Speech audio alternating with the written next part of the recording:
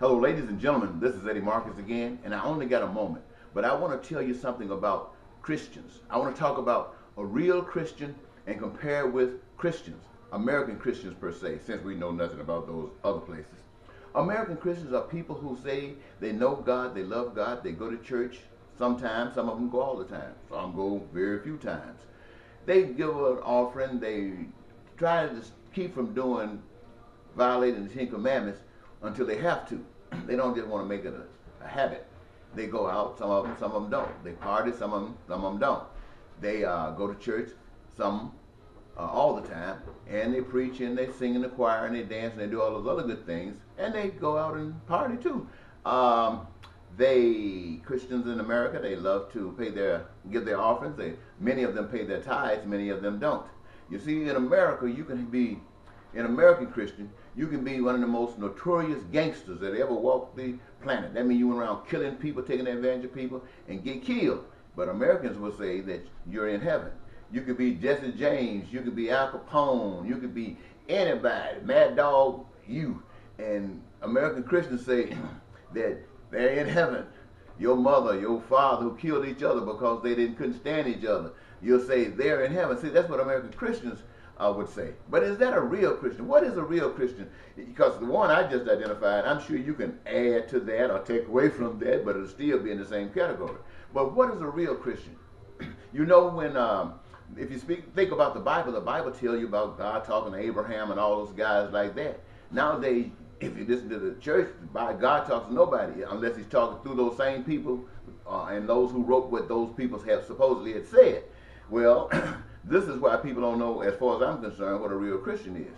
See, when Jesus came to the earth, you got a whole big old story about what it meant and how it, but you never heard that Jesus came here to tell you that living has two choices.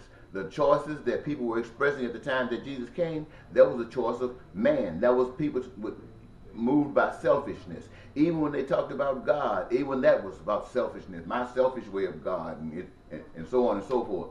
But when Jesus came, Jesus said, now, that's one way. But the other choice that is available to you is to represent God, to know God, and to represent God just like all these folks over here represent the world.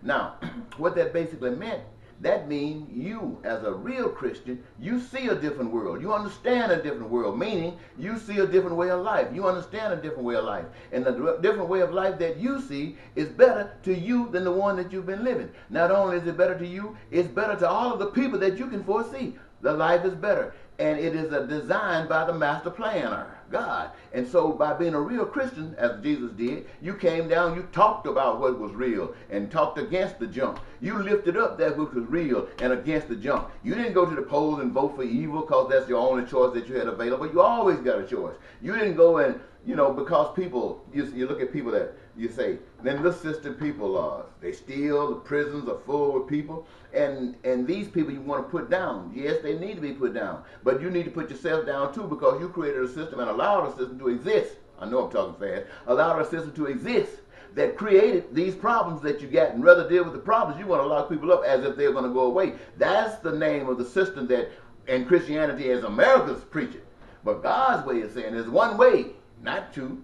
One way, you still got a choice, but there's one way, God's way. And God's way is about love for everybody. God's way is about peace, prosperity, and joy. God's way is about all of those things that are necessary for survival. He has given those things he made open to you. You can choose them if you want, or you don't have to choose them, but if you do, you can have peace, prosperity, and joy. I know I'm talking fast. I'm talking to those of you who can listen. This is good stuff, and I got to get off here before this TV camera stops. Boom! Hope you have a good day. This is Eddie Marcus, once again, spokesman and an advocate for Paradise Unlimited.